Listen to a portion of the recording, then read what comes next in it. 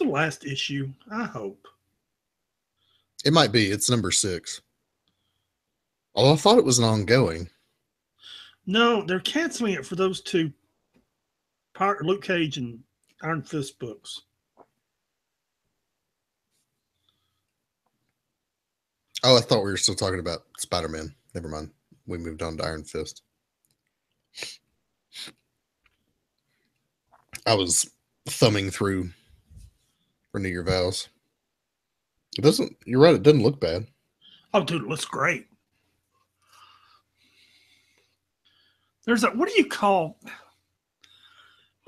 that style of art? Because it's got this Alex Ross, Greg Land feel, but it's also got that. I don't know how to describe it. That cartoony anime Asian feel influence. Also, it's a cross between the two. What do you call that? Modern American art. Somewhere in the mid to late 90s, what was happening in cartoon animation then ran up against the anime craze of the late 90s and early 2000s, and you had these places where certain cartoons would mix the two styles, and they've mixed so much that almost all styles are influenced by them. Okay, help me explain that when we get there. Okay. There's no reason to talk about it twice. Just help me explain it when we get there. Yeah. It's like, and I'm not looking at it now, it's like a couple of those pictures of Magneto and some of the pictures of the X-Men. I want to talk about the color they choose. It just looks great, man. Well, there's the close-up of Peter Parker on page 5, and you can see it in the eyes and the mouth. Yeah. We'll discuss why it has done that, like why that happened. Have I got this mic close enough? Pull it just a little closer. I've kind of repositioned it this week, and that's why I'm asking. Yeah, just a little bit. How about that? That's good. Okay, cool. 1016 email website. Plug the website. Dude, who's doing this art? Oh, Ryan, dude, that's the thing, man. I got notes on the art and the colorist and okay. I do. Trust me, I'm all over this, man. Okay. Huh. Weird. I mean, this book took a left turn from being just something I couldn't care less about to, holy crap, what is this? Yeah. Yeah, I glanced at it for just a second, and I was like, oh, yeah, I'm going to have to revisit this.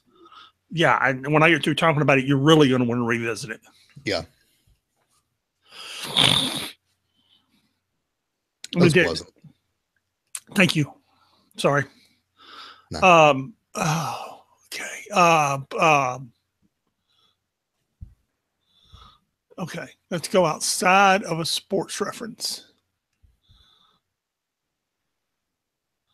And let's go outside of a political reference. Wow. That narrows down our thinking.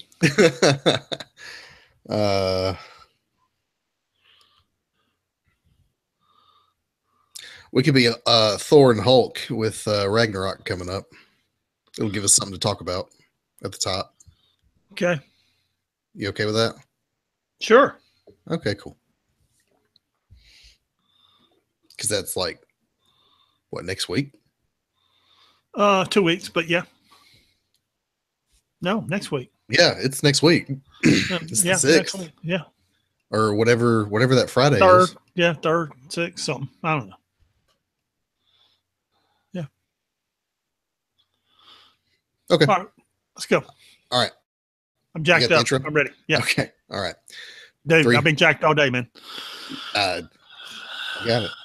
Oh God. There's a funny joke about green tea in there somewhere, but anyway. You sure? You ready? Yeah. All right. 3, 2, 1.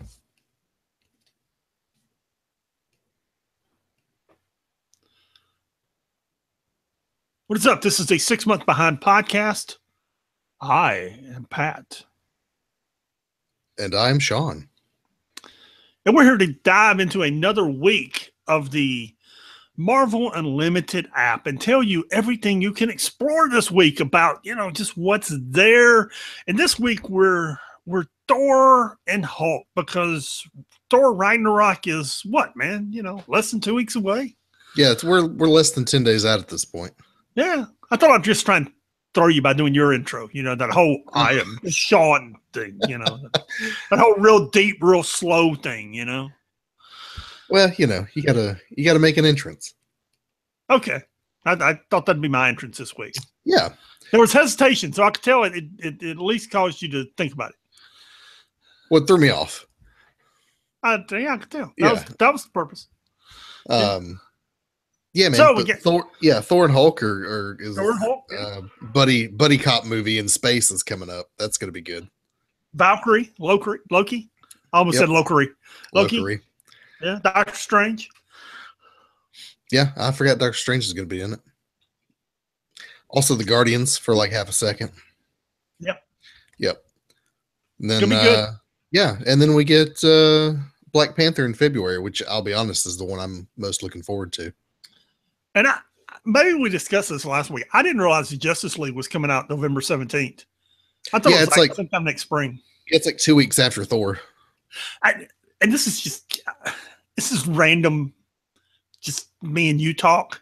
Yeah. A few years ago, I don't think it was one of the years you were up here. Gary Clark Jr. played the Beale Street Music Festival, and I missed him because it was one of the years I had shoulder surgery. Oh. So I tell you, the year it was the year I saw Government Mule and ZZ Top, and I stayed like all day Saturday to see Government Mule and ZZ Top, and I couldn't make it back on Sunday afternoon to see Gary Clark, but he's the guy that's doing golly, what's the song that's in all the commercials for the Justice League? Come Together. It's the cover of Come Together. That's Gary Clark Jr. Oh, is it? That's cool, dude. That's a great cover of that song he's doing. Have you noticed that trend? The use of classic songs like that, but done differently in movies lately. It seems to be a thing. Yeah, TV shows too. It popped up like 2 weeks ago on my daily discovery on Spotify, and it just popped up one day, and I listened to it. And if you've listened to like the whole 3.5-4 minutes of it, dude, he tears it up on the guitar. Yeah, I'm gonna go look that up later. Yeah, he can play the guitar, man. Cool. Yeah. Well, if you want to tell us what you think about Justice League coming out, you can email us at 6monthsbehind@gmail.com. That's the number 6monthsbehind@gmail.com. Check out our website. www.6monthsbehind.com. I have just dumped all kinds of stuff on the website. It's more than an article a day. I'm dumping so much Secret Empire stuff and alternate covers on the website. It's not even funny. Getting ready for Secret Empire. By the time you listen to this, Secret Empire 0 will be out, and all of the prequel articles for Secret Empire will be out. All of the Secret Empire 0 articles and videos will be out. There's a ton of stuff there for it. And there was an alternate cover I was going to talk about. I forget what it was. I think it was something for this week, or maybe it was for last week. But there's a couple of great alternate covers there. And it's all on the website, man. All for free, all for our service to you, because we love you, our listeners, wherever in the Marvel universe you may be. And here's the thing is, like, you've been archiving this stuff for 6 months or longer at this point. Yes, absolutely. Yeah. So it's all the stuff from as it was coming out and all the controversy and because as I saw it happening, I thought it's a shame that because we're 6 months behind, we being the unlimited readers, right? Our listeners, we miss this. We miss these videos. We miss Rob's videos. Rob from Comics Explained. Marvel does this sit down every it's basically every issue that comes out. They don't do the first one until number 1 comes out. But when number 1 comes out, I'm gonna put this Marvel video up, and it's Nick Spencer and Alex Alonso and the host talking about Comic Book Day and issue 1, explaining everything that's happened up to this point. And Nick Spencer explains everything from Captain America number 1, where Captain America says Hail Hydra, all the way through Secret Empire number 1. Nick Spencer explains it, 45-minute video. And we never get those things because we can't watch spoilers, and they're kind of gone by the time you get there. Well, I've archived it all. And as these issues roll out, I'm just going to put them up on the website. And just like you would get it on the day the issue came out, you just go to the website and boom, there it is, just like it came out. Yeah, man. I'm looking forward to it. Every Monday, just go look at it, man. That's legitimately what I'm going to, when we finish this podcast, I'm going to go to our own website and start reading stuff. Yeah. That's what I'm going to do. There you go. Speaking of, go check out our other show, What's Next. We had an episode on the Thanos Imperative this past week. That's our other show where we go deep into the Marvel Unlimited service and tell you what you should be reading. Yeah, and we did a decent job of that. Yeah, you bit off a big old chunk of something you didn't realize and dove into, a long box that you didn't realize how long it was. Dude, I did too, man. I did not realize how long that box was. Holy cow. But, if you're into like the Nova and cosmic stuff and what's going on with Thanos and all that, then and even the Guardians, you need to have read that to really understand. Yeah, so it's a different corner of the world, and we're going to discuss it some this week with Guardians of the Galaxy, whatever number it is that came out this week. We're going to discuss that corner of the universe some. Marvel Studios has been real tight-lipped about the next phase of their Marvel universe, and a lot of people think they're going to take a more cosmic direction with the universe. They're going to start setting more stuff in that, out in space. I honestly have no idea. I think that'd be pretty cool. It would be pretty cool. Yep. Be nice if they get the Fantastic Four into it. Yeah. I'm going to do my best not to discuss spoilers, and I promise I will do my best, particularly as we are right into the heart of Secret Empire.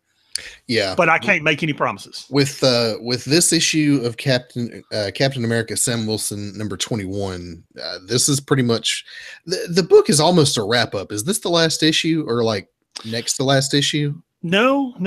Does it keep going? Sam Wilson plays a big part in this thing. I knew he did. I didn't know if okay, but it's going to be a tie-in book for Secret Empire going forward. Yes. Okay. Yeah. So it's wrapping up the current story. Misty Knight walks into Sam's office, I suppose, and he's left her a handwritten note. And it's essentially his thoughts on the current situation at large. It's a reflection on his past, a reflection on his admiration for Steve Rogers, which as we're getting that, we actually see what Steve Rogers is up to, which is manipulating people with lots of money and then killing them. And, further advancing the Hydra agenda.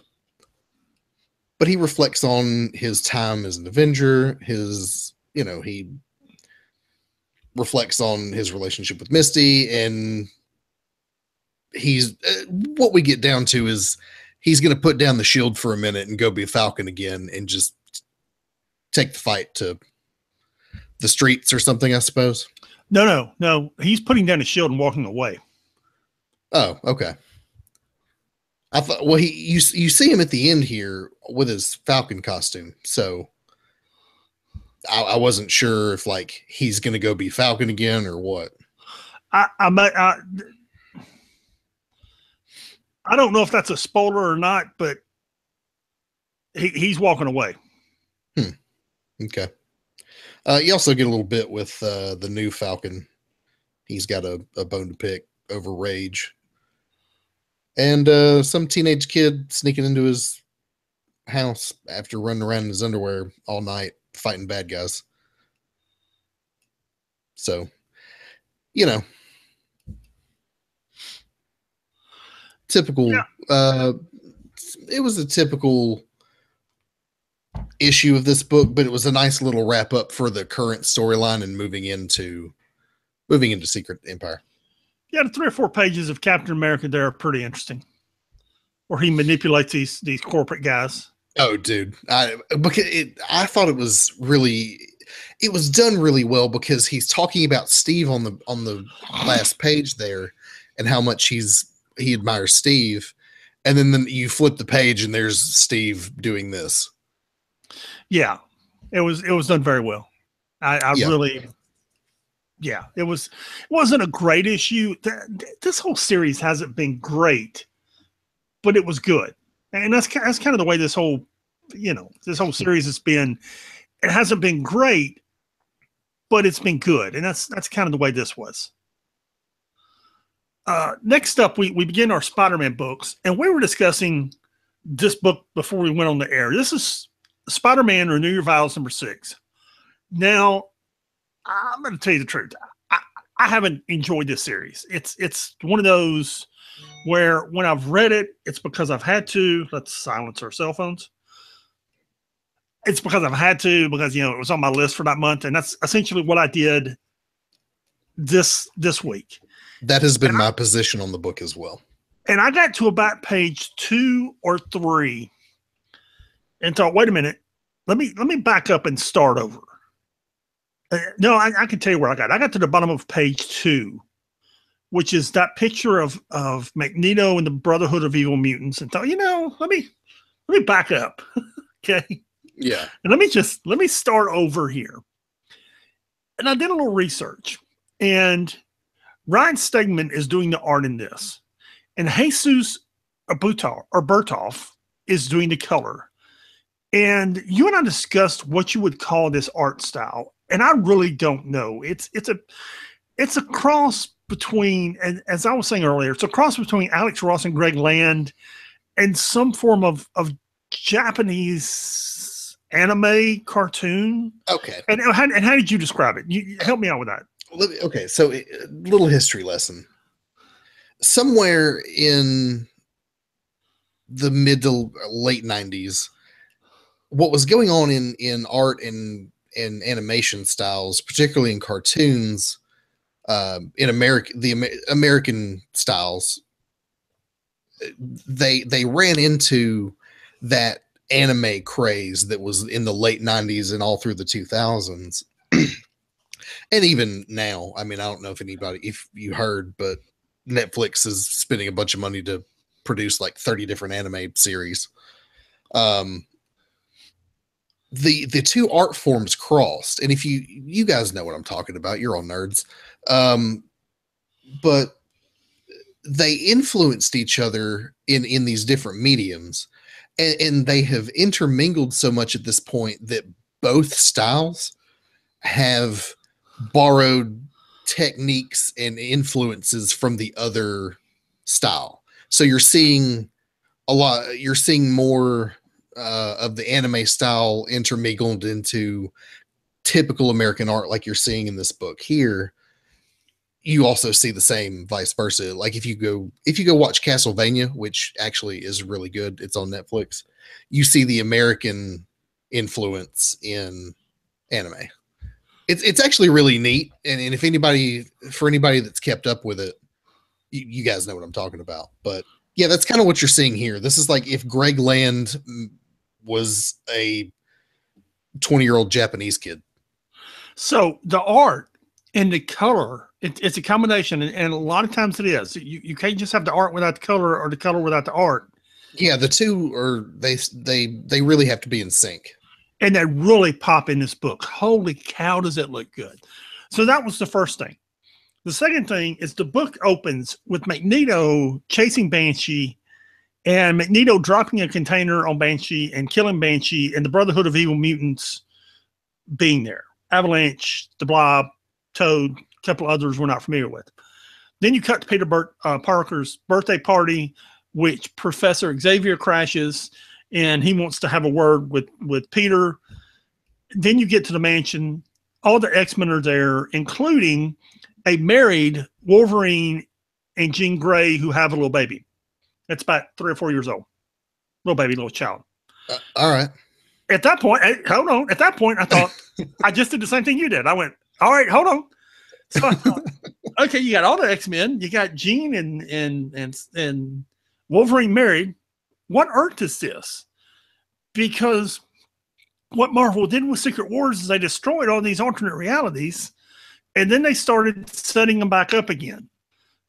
This is actually Earth 18119. Okay. Okay. And you got these different Earths. You got the Earth that Spider-Gwen lives on. Earth 65. Earth 65. This is Earth 18119. Yeah. And the prime is Earth 616, obviously. Right. And they're with this issue, with this step, they've really interested me in this Earth. I'm like, hold on, look at all these X-Men, and you got Jean and Wolverine married. And I thought, well, Cyclops must be dead. No, you flip over a few pages, and you find out that there was the Human Registration Act that Professor Xavier and the Avengers agreed to, and what Professor X is really doing is he had to go get Annie and get her enrolled in the Superhuman Registration Act, because that's how they prevented the Civil War, and that's why Cyclops is so mad at Professor Xavier, and that's what he and Jean Grey broke up over, and that's why she and Wolverine got married, and that's how they prevented this Earth's Civil War, was because Professor Xavier and all the X-Men agreed to the Superhuman Registration Act. They had a compromise. And if that sounds like a lot of backstory in this issue, dude, I'm like, holy cow. Well, it's just enough to make you go, ooh, I'd like to see that. Yeah, I mean, it's enough to think you just laid enough in this issue to create a whole universe. Yeah. Which is what they're doing. That was the whole point of Secret Wars, was for them to do that and then curate these Earths from the ground up, which they've done a really good job doing. Right. And then, of course, one of the X-Men betrays them, and they capture the Spiderling, Peter Parker's child, and Wolverine and Jean's baby, and Magneto's there, and the X-Men who's betrayed them. I'll leave that for you to figure out. And dude, these last couple of pages of art, holy cow, man. I mean, just this book's great. It's I'm going to talk for an hour if I don't stop. I was really, really, really shocked at how good this book was. Yeah, and just a reminder, we're talking about Amazing Spider-Man Renew Your Vows, the thing where Peter Parker and Mary Jane are married and they're superheroes with their superhero spider-powered daughter. I kept looking, thinking, every time I go in the store and I see a new issue of this, I'm thinking, why is this book not canceled? Now I know why it's not canceled. Yeah. Yeah. Okay, good. The book got good. Let's, okay, I'm interested. Dude, I'm in. Yeah. I'm all in. Absolutely. Spider-Man 2099 number 22. I'll be honest, I kind of forgot what was happening in this book, but it doesn't matter because Miguel O'Hara, Spider-Man, has imprisoned a robot or AI of some kind in his private lab at Parker Industries. This AI is from 2099 as well. And he's just in the prison, and the robot or the AI has a conversation with Lila, who is Miguel O'Hara's AI. And he tells her that she's a slave because she works for Miguel O'Hara. And they have this whole conversation about the nature of slavery and what she should do about it. And essentially he convinces Lila to betray Miguel O'Hara and release him from prison. Except when she does that, they're able to essentially capture him. Or I wasn't entirely sure what they were doing with him. All I know is it turned out that Lila hacked the other AI, and he imagined all of that so that they could access his core and shut him down.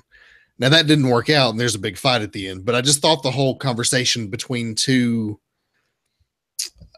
non-human computational constructs on the nature of slavery was really interesting. That was the real meat of that book. You know, I love Peter David. I really do. Some of his Hulk writing, his Captain Marvel writing, the early 2000s, his whole Hulk run, you know, his the Maestro that he created was one of the best characters created probably in the last 25 years. But dude, this book just, it's leaving me, man. I mean, I read this issue. It ain't there. Well, and you see that the writing is good because that whole bit, what is the meat of this book, that conversation between the two AI, that really was interesting to me. And that, you know, it's got this whole like Skynet implication of like, yeah, what happens when we create something that's more complex than we are? Right. And also watched Blade Runner recently, so I'm all thinking about transhumanism and all this. So yeah, you're one of the 3 people who saw Blade Runner and enjoyed it. No, lots of people saw Blade Runner and enjoyed it. It wasn't a ton of people. Everyone who, let me tell you, everyone who did see Blade Runner enjoyed it. Whatever. What's your problem with Blade Runner? I don't have a problem with Blade Runner. You and I disagree over how many people saw it and enjoyed it. Dude, every nerd I know. And what is a successful movie? It was a quality sequel in the spirit of the IP. Is what it was. And so for those who enjoy Blade Runner and like that world, it was worthy to them. It's a cult film, dude. Blade Runner always was. We've had this conversation. Anyway. We've had this conversation. Okay. Tell me about Amazing Spider-Man number 26. This was a bad book and a good book at the same time, which it didn't. Here's the thing.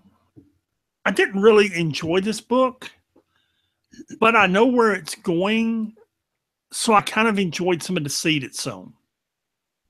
Does that make sense? And if I didn't know where it was going, I wouldn't have enjoyed it at all. It begins, you know, Harry's, Norman is there and he's saying hello to Harry and everybody's, you know, hiding because Silver Sable is shooting at Harry and Norman's introducing himself and Mockingbird and Spider-Man are attacking Silver Sable and Harry's, Norman's trying to get away and Harry's got one of the cards and he's going to try and get into the Weapons Expo and then Mockingbird and Spider-Man show up at the Weapons Expo and wind up fighting and no, wait, that's one of Norman's machines, but Disney owns Marvel, so it can be an AT-AT. Okay, same thing. Okay, yeah. Yeah. And all the while, all of you know, Peter's executives are there discussing how bad of image this is because they're, you know, this is apparently being streamed all over the world and it's not good for him. And Otto Octavius is watching. Yeah, the Superior Spider-Man's watching, and he's upset that, you know, Peter isn't treating his company well, and they're still fighting, and eventually everything's ruined, and Silver Sable is not happy because all these parts were made in her company, and you know, then Harry says, should you really be going and getting him? And Peter's like, yeah, I'm going to go get him, and, you know, even if it costs me my company, I'm going to go get him. And then at the end, Nick Fury. By the way, it still irritates me that he was Nick on the Fury run and walked now away he's from not. Shield, Yeah. and now he's not. Okay. Yeah. Now he's not. Now he's just there. And they completely disavow Peter Parker and Parker Industries because apparently they think he really is selling this weaponry. And they make Mockingbird come home. So there you go. Where do you think that's going, by the way? Oh, it's not going to be Peter Parker and Norman Osborn fighting. No, I doubt that. Yeah, but okay. Okay, I was just curious. Okay. Now, like, to me, this was one of those issues that, like, it had to happen. You had to have this set up, but I just kind of wish it would just get there. Yeah, that's the thing, is it was just there, and I didn't. Yeah. You and I have read Spider-Man for so long. We're just like, yep, yeah, this has to happen. Okay, right, all right, okay. Next issue will be really interesting. Yeah. Yeah. That's kind of the way it was. What was really interesting was Weapon X #1, moving on to our X-Men books this week, our new X-Men books. All of which I have enjoyed. I enjoyed both of these, and probably Weapon X #1 more than, I don't know. They were both good. I'm with you. They were both good. Yeah, this opening salvo of these X-Men #1s have all been pretty good.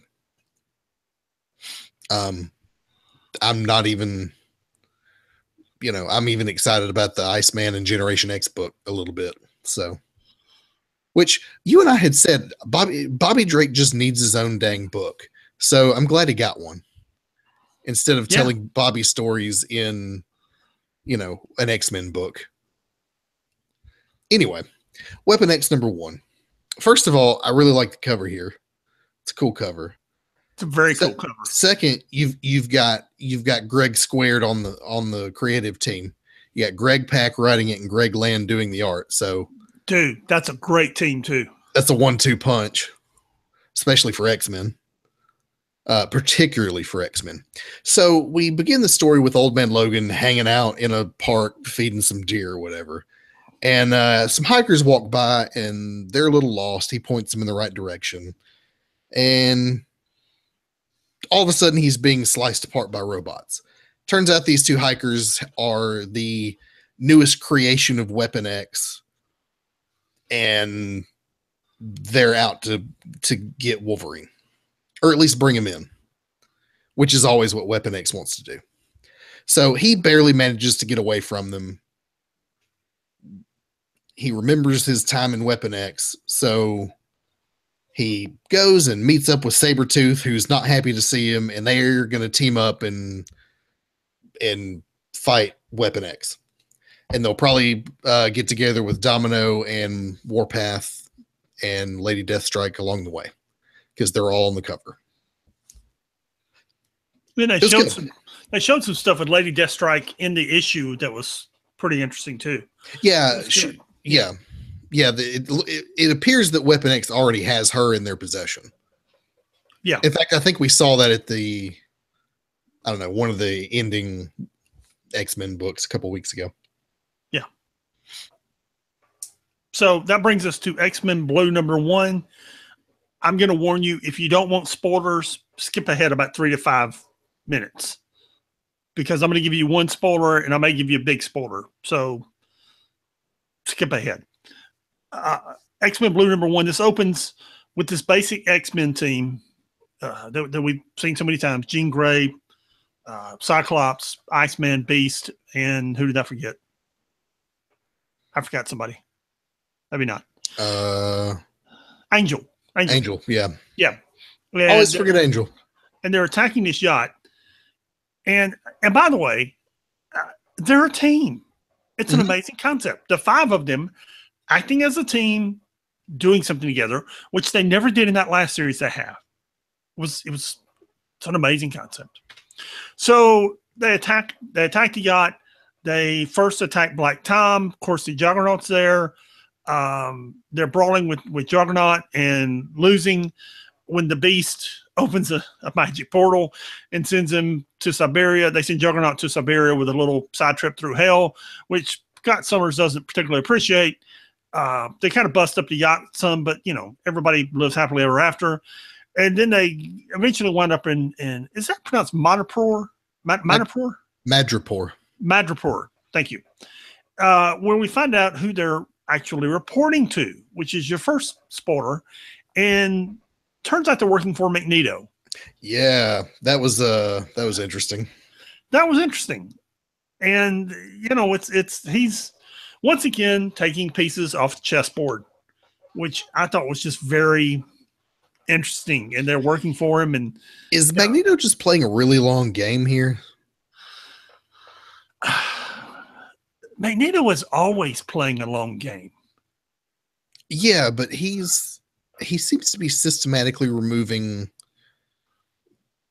X-Men and other mutants who oppose him, like you said, off the board. Yeah, it's what he was doing while he was helping Emma Frost. I don't know what he's doing, man. I don't know. I don't know. Then there's this backup story, and you've got this guy running around up in Canada. There's a Wendigo running loose in Canada, and Wendigo. I will disagree on that one. Okay. When he stretches out, it's Wendigo. Okay. When you stretch the eyes all the way up. And okay, if you insist. Yeah, I don't care. I really don't care. Yeah, it's a Wendigo. Who cares? Wendigo. Sure. Anyway. Try and stretch when they go out and see how it sounds. Yeah. Anyway, this dude's there, and he winds up fighting it, the Wendigo, whichever. And you wonder who he is, and the 5 players that you see on this X-Men team. Matter of fact, there's a page at the end of that X-Men Blue book. That is not everybody that's going to wind up being on this team forever. And they kind of show you some of the things that are coming, including a picture of Professor X. I don't know if you saw that or not. Mm-hmm. So this book is going somewhere, and I don't think it's a far leap to figure out who this is. Did you figure out who it was? No. It's what should I? Yeah. It's James Hudson from the Ultimate Universe. Oh, okay. Yes. Okay. Yeah, I did know who that was. I forget what number that is. I forget what number that universe is, but it's James Hudson it's Wolverine from the Ultimate Universe. Yeah, the one that no longer exists. Yeah. And those characters are going to continue to pop up in our universe. That's cool, because I'm glad they preserved some of those characters other than just Miles Morales. I'm not sure. I know how some of them are going to get here. I don't know how they're going to or why they're going to continue to pop up. I do know where a group of them are going to come from, but I don't know, Yeah. Anywho. Yeah. Good book. Yeah, it was good. I enjoyed it myself. Moving on to just our miscellaneous books, we had Black Panther and the Crew #1. This is another one written by Ta-Nehisi Coates. And give us a brief couple sentences on who the crew have been over the years. It's Black Panther, Luke Cage, Storm, and Misty Knight, and Duder that teleports, Manifold. Well, yeah, but I'm saying there have been other crews in the past. I don't think so. No? No, I don't think so. I thought it was you had the crew back in like the late 90s. It was another book. I don't think so. I feel like the crew, there is. I'm not familiar with it. Okay, because I think that's this whole thing in the beginning. Because in the beginning, it starts in the Bronx in 1957, and we see the original crew, they're essentially a group of black superheroes who protect Harlem and the Bronx. Yeah, okay. And we see them doing that here in 1957. And this whole book is from the perspective of Misty Knight. And so now we're in Harlem modern day, and there's tons of rioting going on. protests, the AmeriCops, basically everything that you've been watching happen in this Captain America Sam Wilson book. That's what this is dealing with, all the fallout from that. So Misty is essentially trying to keep Harlem from exploding and descending into violence in the streets, which it feels like could happen at any moment. So she starts talking to people in the community. She talks with this one family, one of whom is I keep wanting to call her Scarlet Witch. Storm, not Scarlet Witch. It's Storm in disguise. We're not, I don't really understand why, but okay. It made for a good plot device. Right. She's keeping a low profile. But of course, we're led to believe that the whole time. And she's investigating this whole thing going on. What was it? Dude got killed in his jail cell. And her and Storm are sitting on a park bench just discussing the whole situation going on in Harlem when they get stopped by the AmeriCops. And Misty's trying to comply with their orders. They bust Misty up anyway. Storm has to get involved. She destroys one of them because they're robots. And attacks 4 or 5 more.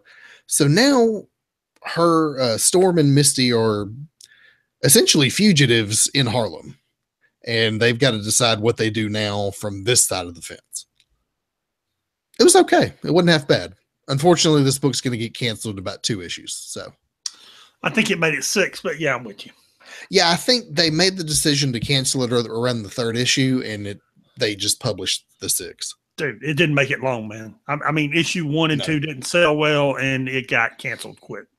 Yeah, and that's a shame because I really enjoy the Black Panther stuff, and I want more stuff in that universe. But given the market, I don't know how many Black Panther books you can sustain. You can sustain the main title and maybe this other one, given your creative talent that you've got going on. But how many Deadpool books can the market sustain at one time? Dude, not too many. Holy cow. Okay, Deadpool and the Mercs. Deadpool and the Mercs for money. You've got this, I think we're up to part 17 of whatever this story is, Till Death Do Us Part 5. Okay. They've used the Sandman device and put the whole friggin' New York City to sleep. I don't care. Okay.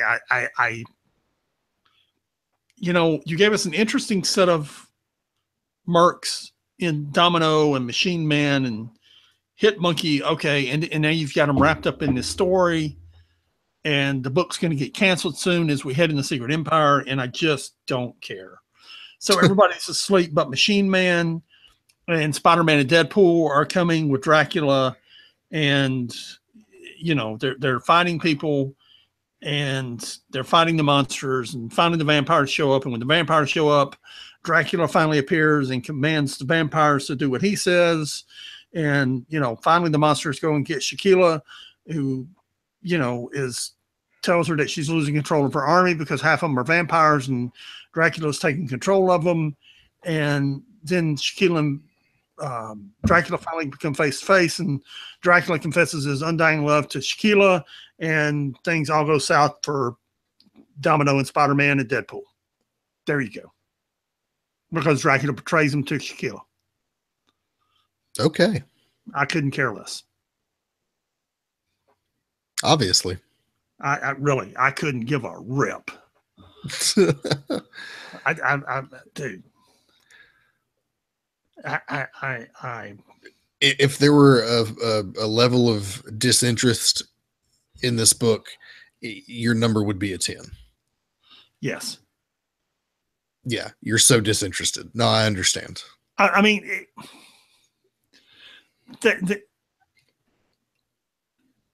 they want to break up Shakila and Deadpool because of where they're moving Deadpool as a character. They want to take Deadpool and we're heading. I'm warning you, we're heading into spoiler information here. Right. This is a Secret Empire thing. Well, it's really an overall Deadpool character thing, but it's also kind of a Secret Empire thing. And a year and a half ago, coming out of Secret Wars, Deadpool was this happy character who had money. He had the Avengers. He had everything he ever wanted in life. He was popular. Okay, and it was a stage in a writing development where Jerry Dugan had him at, and it worked for a while, and it was a plot device that they used, but it's not where they want to keep him. And being married to Shaquilla, being happily married to her, was a plot device that's worked for years. I don't know exactly how many years he's been married, but they want to get away from all that. Okay, they wanted to go back to the miserable solo. Everybody hates Deadpool. That's what they want to get back to. To do that, you got to wreck everything. You got to take the Avengers away from him. You got to take you got to make everybody hate him again. You got to take his wife away from him. You got to take his. It's the Peter Parker treatment, right? You got to take it all away from him, and this is part of taking it all away from him. I get that. It doesn't take 6 issues of monsters and all of these characters to do it. Right. It takes 2 issues tops.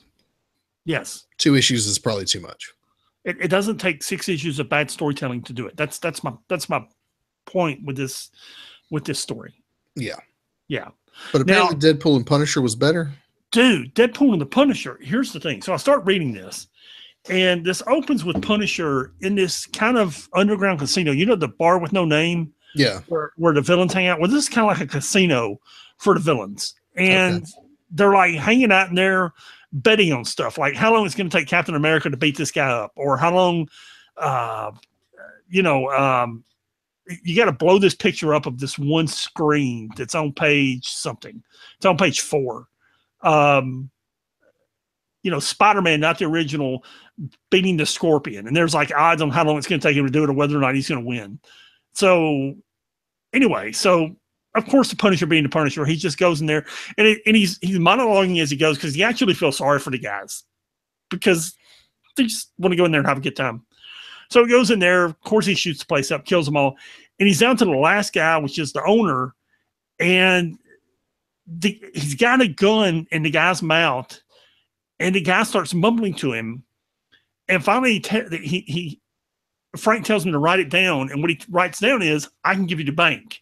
Which is he can give him the guy that finances everything, that manages all these guys' money, which just coincidentally also happens to be the guy that manages Deadpool's money. So then we cut to this guy's house, which is the bank's house, and Deadpool happens to be there chilling. And it's funny because this is just an old dude with his wife and his kid, and they're just kind of hanging out on a Sunday afternoon.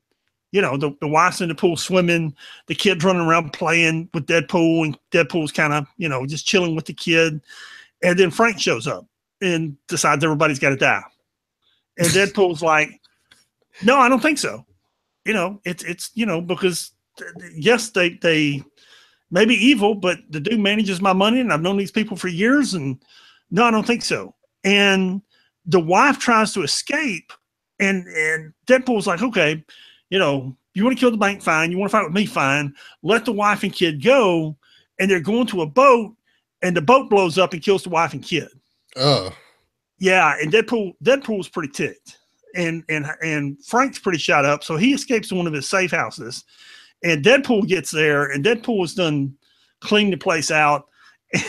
He and Frank, they go down again they throw down again there at the safe house.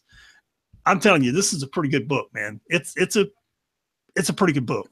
Yeah, I didn't get a chance to read this, but I'm going to go back and read it. I wanted to read it. It was just it had to be the one that fell off this week. It was much like that Renew Your Vows book. It was surprisingly good.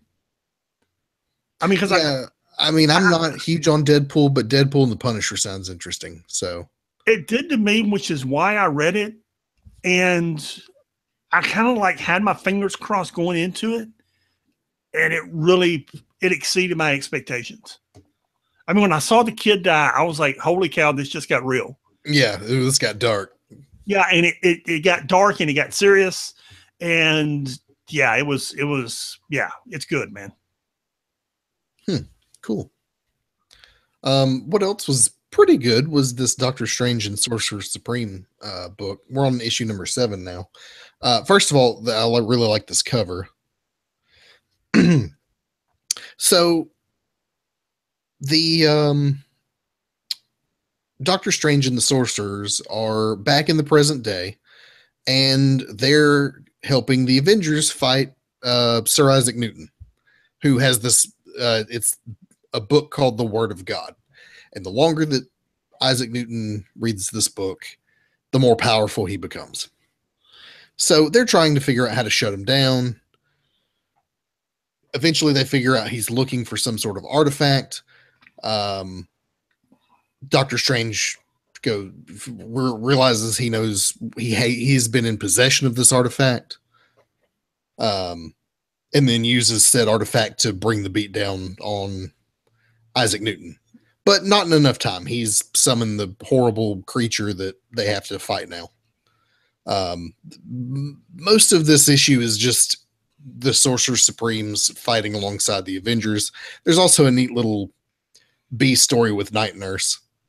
A couple of the sorcerers go get medical treatment, and before they come in, it's just Luke Cage and Howard the Duck sitting in a waiting room, reading old magazines and listening to horrible music. I thought it was funny. That is funny. But this is kind of what I wanted this book to be. It was Doctor Strange leading a group of the Sorcerer Supremes doing cool stuff like this. There you go. When did Isaac Newton?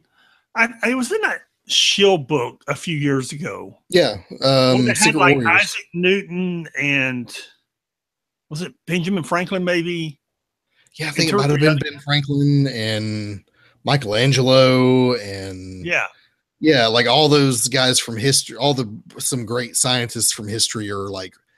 There's the Shield that we know that we're familiar with, but there's also like this mystical, almost cult-like thing going on with Shield.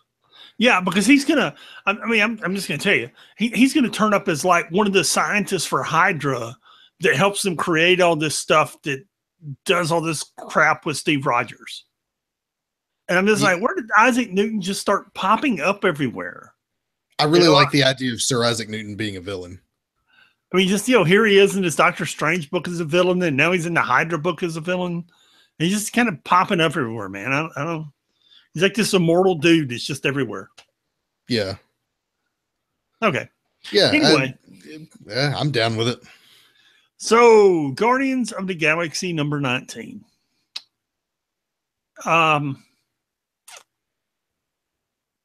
Yeah, here's a book for you. I could spend an hour talking about this book. The good, the bad, the ugly. Did you read this? No. I'm at a loss for words. Let's just start at the beginning. Okay. This is Brian Michael Bendis' last issue. And this is the last issue of this series. And there really is, at the back of it, is 2 pages of how he began writing the Guardians and his time writing the Guardians, which was actually pretty interesting. It was really interesting to read. And the funny thing about it is he talks about how everything he's written, Jessica Jones, all the Spider-Man, everything he's written, nobody ever knew him until his kids were able to say, he writes Guardians of the Galaxy. And suddenly he's like this nerd classic hero. He's a celebrity.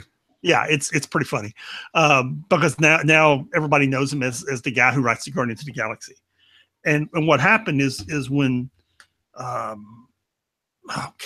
2 guys that resurrected the Guardians, it became the movie. When the movie was in the production phases and Marvel started seeing the dailies and realized what they had, they went to Brian Michael Bendis and said, look, this is what we think this is going to be. Will you write a comic book to go with it? And he was like, and he went and saw the script, saw what they had, realized what they had. And he was like, yeah, I'd love to. and that's when he started writing the Guardians, and he's been writing it ever since. And this was his last issue. The problem I have with this isn't that the art isn't great. The art's beautiful. We finally get the Guardians back as a team. Here's the problem. They take all the Guardians,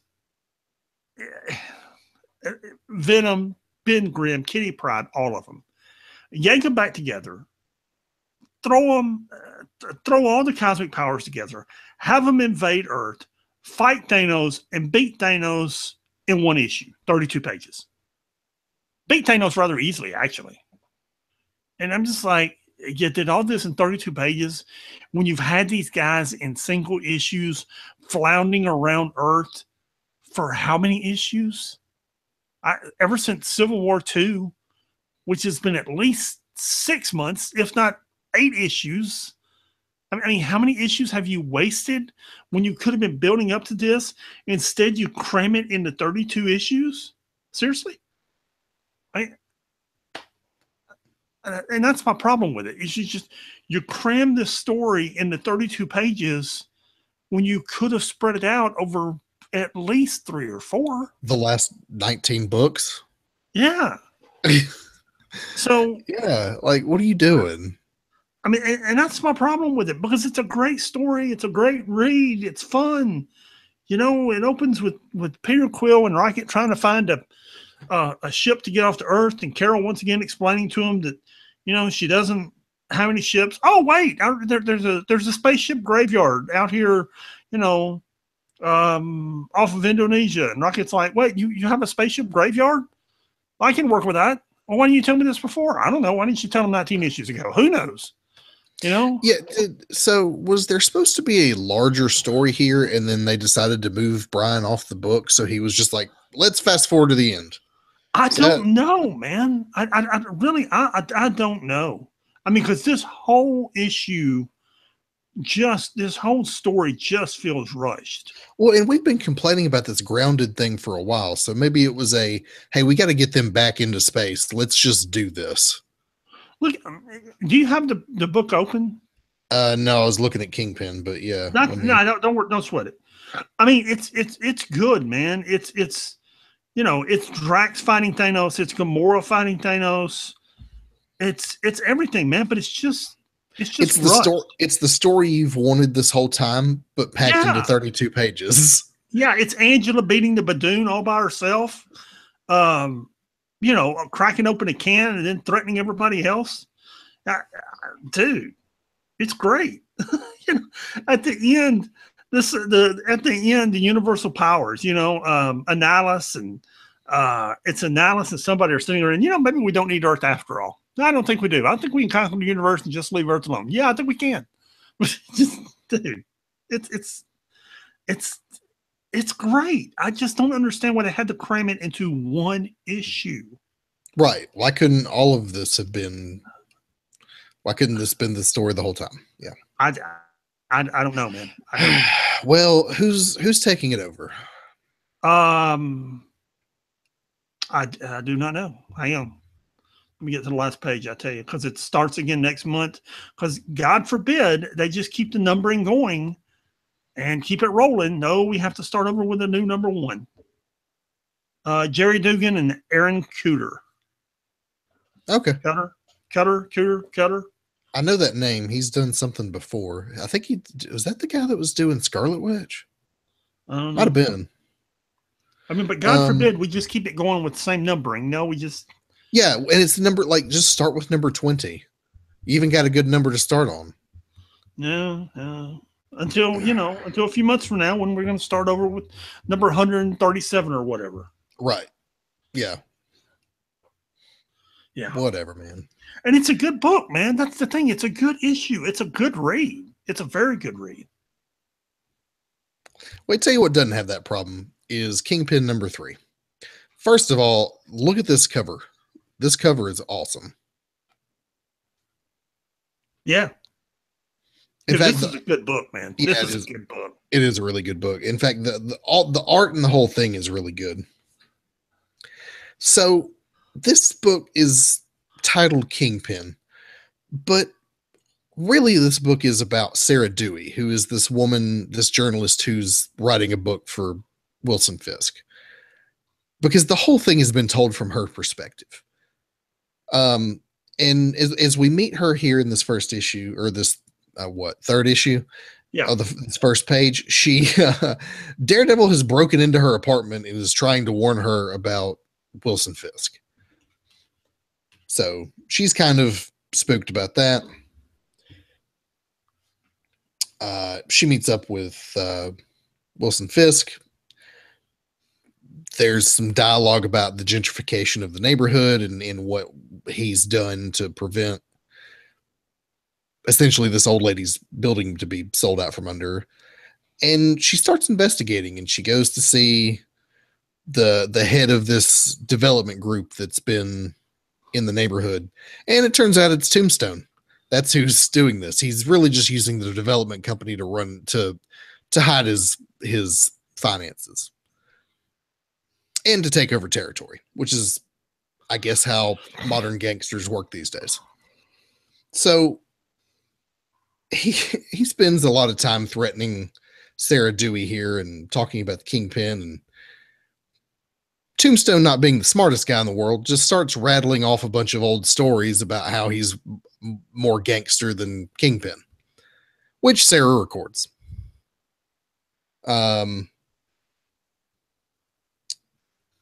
There's a scene with her ex-husband and the kids. And then she's getting threats from Tombstone, so he goes to meet Wilson, and they're going to keep her safe while they deal with the Tombstone threat, and things go awry, and there's a shootout in a diner, and yeah, it's all going to heck. Yeah.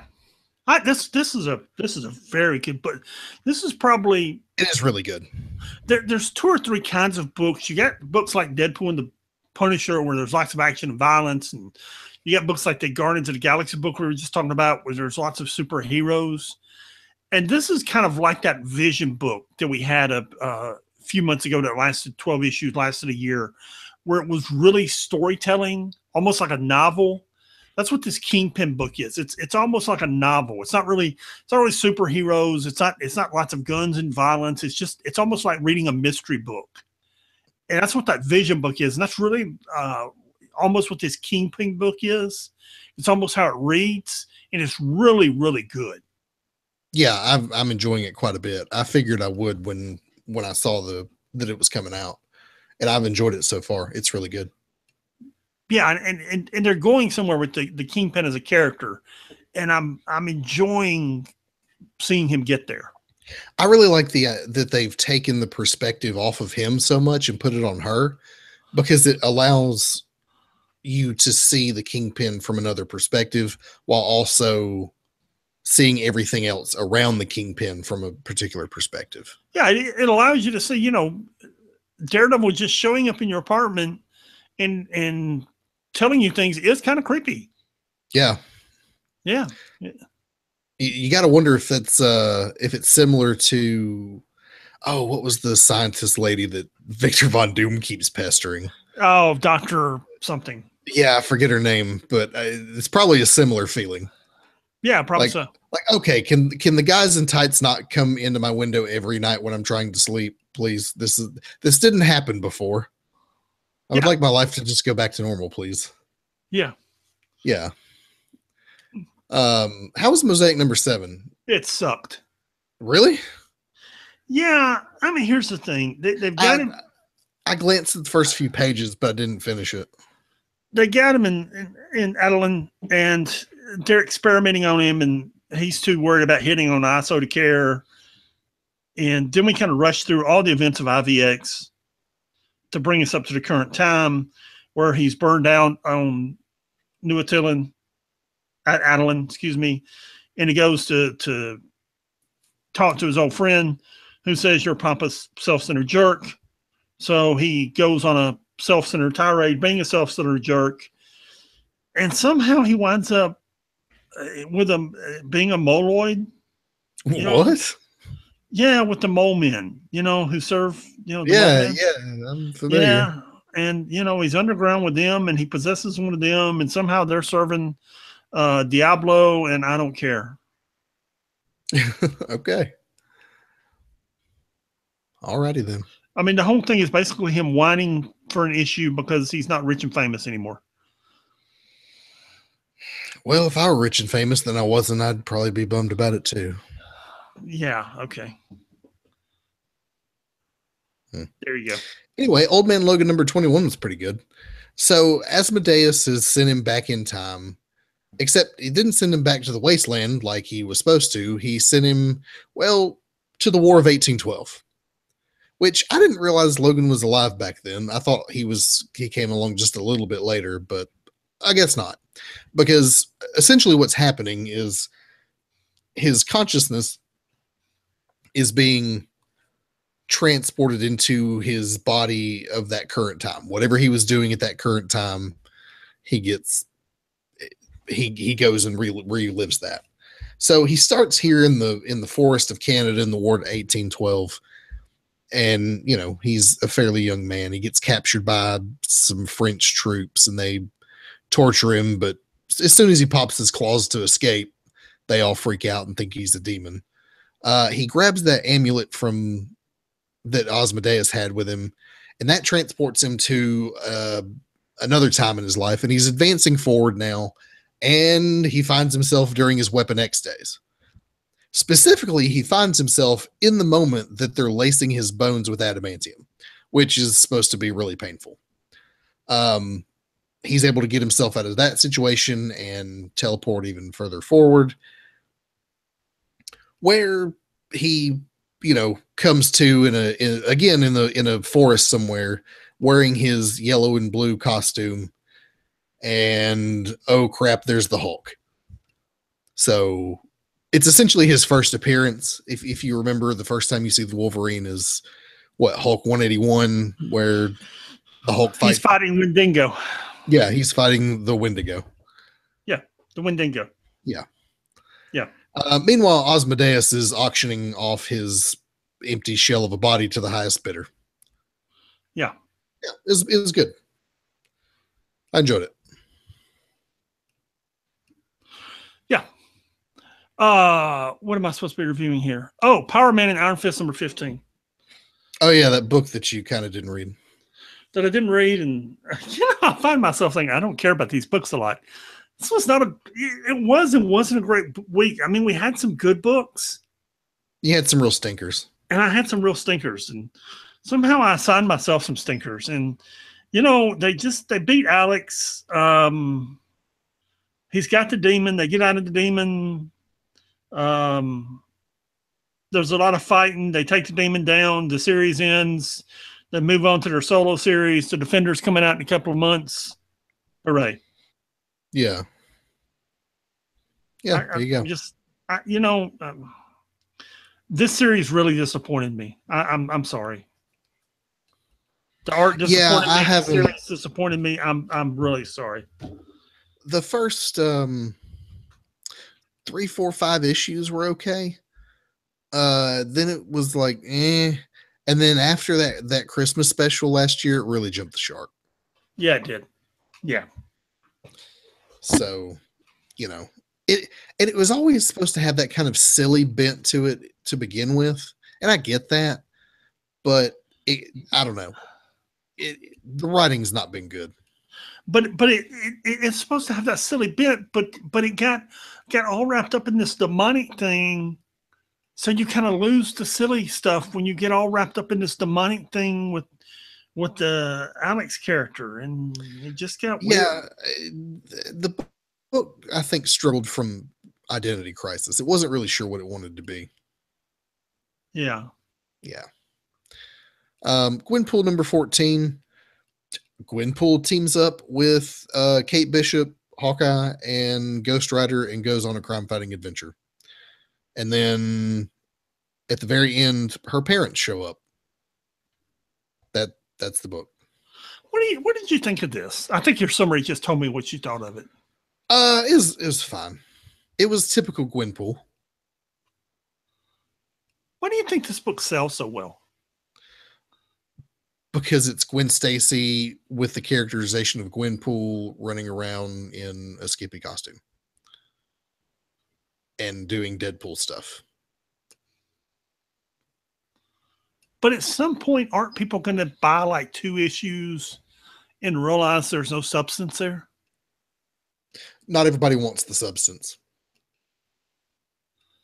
So in fact, I think that's part of what makes him so her. Well, I mean, Deadpool as a whole, because let's face it, her persona is Deadpool. Yes, it's a dumb blonde version of Deadpool. Yes. Yeah, that's exactly what it is.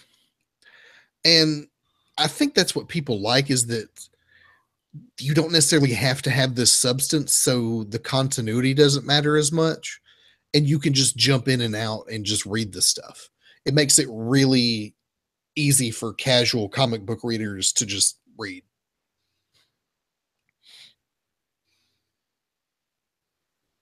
I mean, I didn't think it was terrible, but it wasn't very good either. And I'm just perplexed. Yeah, that's where I'm at with it. I mean, I'm just perplexed when I look at Marvel sales, and it's one of their, I'm not going to say one of their top selling books, but it's in the top 15 or 20. Yeah, it's selling well for them. I mean, you would be surprised the books it beats out. And I just looking at it and I'm like, why? Other than it's Gwen Stacy dressed up in skimpy costumes acting like Deadpool. Remember the demographic. I'm just like, why? I don't understand. You know, I don't. Yeah. And then I go in and I go into Jason's and I see the nerds sitting around playing board games and I think, okay. Yeah. Yeah. Then Squirrel Girl is you got the origin of this villain. You got her, the one that talks to animals and is trying to recruit Squirrel Girl or take her down or whatever. Squirrel Girl and her get in a fight. Squirrel Girl wins because she's unbeatable. The end. It wasn't bad. I'm just getting, it is what it is. It's funnier than I make it sound. It was actually a pretty good issue, but you have to have been. Squirrel Girl is another one of those books that you've just got to be in on. Otherwise, it's hard to describe the book. So you just have to experience Squirrel Girl. Yeah. Did you know they were doing a Squirrel Girl TV show? I knew there were plans. I didn't know it had made it to the production phase. Yeah, I don't know if they're shooting yet, but they've got all the cast and everything. Yeah, that doesn't surprise me. Dang it, what's her name? I forget her name, but you remember the girl that was doing the AT&T commercials for a couple years? Yeah, I'm familiar with her. Yeah, she's playing Doreen Green. She's a little old, isn't she? Well, that brings us to the subject we don't want to talk about. Yeah. Anyway, yeah. The Unstoppable Wasp. This is a good book, and it's been solid from issue number 1. I like the character. She's a really interesting character. Okay, we've hated on all these books, and it has nothing to do with females or teenagers or anything. Here's a book, a girl that's 13 or 14, female, and we're both enjoying it because it's good, solid writing and good character development. So she's at her friend's store there, trying to recruit her to help her with her super intelligence team. I forget what it's called. Yeah, her team of super intelligent young science women. Whatever it's called. Yeah. Anyway, and they're being shaken. It was Girl, wasn't it? Yeah, whatever it's called. I forget what it's called. Yeah, but they're being shaken down for protection money, and she really wants to talk her down instead of beat her down. And she tries and tries to talk her down, and Jarvis and the girl's partner are outside, and then they both charge in at the same time, and Wasp almost has her talked down, and then they start fighting, and she has to beat her down. Actually, she has to beat both of them down, and it upsets her because she wanted to talk her down, and it didn't work out. She wound up beating her down, and it just upset her, and You know, she didn't want to resort to violence. She wanted to use her brain. Yeah. Yeah. And then she winds up going and seeing Matt Modoc, the lawyer, and Matt Modoc. He corrects her and says Murdoch, and she keeps calling him Modoc. It's pretty funny. That is funny. Yeah, it's pretty funny. And as they're leaving Matt Modoc's office, what's her golly, her girl's name from the Red Room. Anyway, I can't. Yang, Lin, yeah, something like that. Ling, Ling, Lang, Lin, Lung. Her best friend from the Red Room. Yeah. Anyway, she stops her with some kind of weapon from the Red Room they both developed together, and Jarvis managed to talk the girl down by telling her how much the Wasp loves her. And the problem is the girl's got this device on the back of her neck that's going to blow her head off if she doesn't deliver the Wasp back to the Red Room in 36 hours.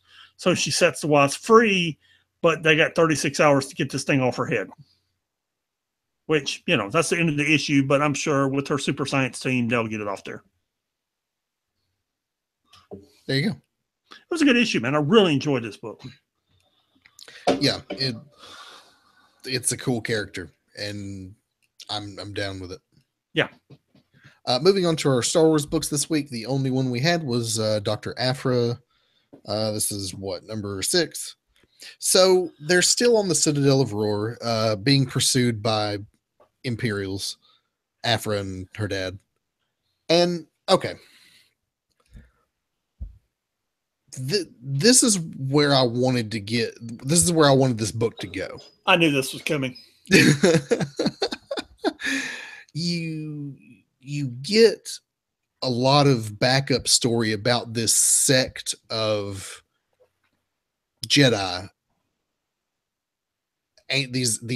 They were an ancient sect of Jedi who broke away from the Orthodox Jedi. At one point in time, all the Jedi were not the same. You had different philosophies and schools of thought within the ranks of the Jedi. And these guys were considered heretical, and the other Jedi came to take them out. So this event, the Orthodox Jedi purging these Order Aspectu from their ranks, I think has something to do and leads, or at least is a precursor, or is some way involved with the ancient Jedi purge. Are you familiar with this? Yes. Are you? Okay, good. Was that a sarcastic yes or a real yes? Well, that's sarcastic because I've heard you drown on about it from time to time. Okay. The Jedi purge is when essentially you had a war within the ranks of the Jedi about ideology, and we don't know for certain, but I think where it all came to a head is what happened on Malachor. And if anybody who's watched Star Wars Rebels, they'll know what happened at Malachor. If you've been reading that Darth Maul book, you know what happened at Malachor.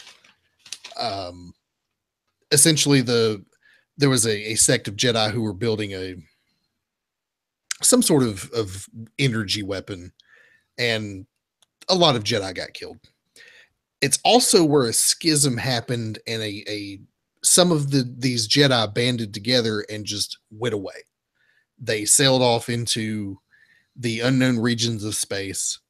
They found the race of Sith people, and these became, over millennia, the Sith that we know today. And I think that's part of what we're seeing here is either the lead up to that or will have something to do with that. That's cool. And that even goes into what we'll see, or what we are seeing in the new trilogy in the movies. I think we'll see more about that in The Last Jedi coming up. Anyway, they have to escape from both this giant robot guy with a giant crystal in his chest, also significant because it's a kyber crystal. they also have to escape the Imperials. Spoiler alert, they do. They drop the head Imperial lady off on a planet somewhere instead of killing her. And then Aphra and her dad have a kind of a heart-to-heart conversation about what it is that they do. Anyway, Aphra's got her doctorate back because she helped her dad. She sold the Kyber crystal for a ton of money because I don't think she understood what it was or how valuable it was. And apparently she's going to team up with Luke in the next issue. So yeah, it was good. I enjoyed it. My first thought was Luke Cage, but then I realized we're talking about Luke Skywalker. Yeah. That's because I was looking at the Defenders cover while you were talking. Yeah. Yeah, there you go. Anyway, I've enjoyed this Dr. Aphra stuff. Yeah. I've enjoyed all the Star Wars stuff. I have to. And I hope I am not boring anybody by droning on about my Star Wars theories. Of course not. Yeah, okay. So what was your favorite book this week, Pat? Oh, dude, it was absolutely that Spider-Man book, Renew Your Vows. Okay. I mean, it caught me so off guard by being so good. The art, the storytelling, the characters, the character development. And it was so unexpected. Yeah. That Weapon X book was good. X-Men Blue was good. That Guardians book was good. But that Renew Your Vows was so surprisingly, unexpectedly good. I'm going with that one. Okay. I'm going to go with Dr. Aphra because it finally got to where I wanted to go. Oh, there you go. Yeah. Your dump this week, you have Werewolf by Night and a bunch of old Strange Tales. I love these old Strange Tales stories, dude. They're some of my favorite. I don't read a lot of old comics, but I do like these Strange Tales. Huh. Especially this time of year. It's, Halloween's in a week, so it's season appropriate. True. Very true. You got your classic read this week. There's actually a couple really cool things in the Discover tab. You've got, there is no classic read. The only thing you need to read this week is the Secret Empire stuff. Well, here's finally here. The all the Discover stuff changed just like earlier today, but there's a Black Panther spotlight. There's a New Mutant spotlight. So if the New Mutants movie's coming out, and a Thor Legacy spotlight where you get some old Thor stuff. Probably good if you're going to go to the movie in the next couple days. And yeah, brush up on all your Secret Empire stuff. That's your homework this week, guys. Yeah, in order. When you see them in order, it's Thunderbolts, Captain America, then Secret Empire number 0. That's the order you read them in. That's your reading order. Yes. Cool. If you get time, go check out our other show, What's Next. Again, we talk about the Thanos Imperative and why it's relevant to what we're reading today. If you want to hit us up at 6monthsbehind@gmail.com. That's the number 6monthsbehind@gmail.com. You can also follow us on Twitter at 6monthsbehind. The website is www.6monthsbehind.com. And as always, do you have any wisdom for our true believers? There's many times you ask me things and my response is, that's a horrible idea. What time are we doing it? Yep, that's a regular occurrence. All right, see you guys. Peace.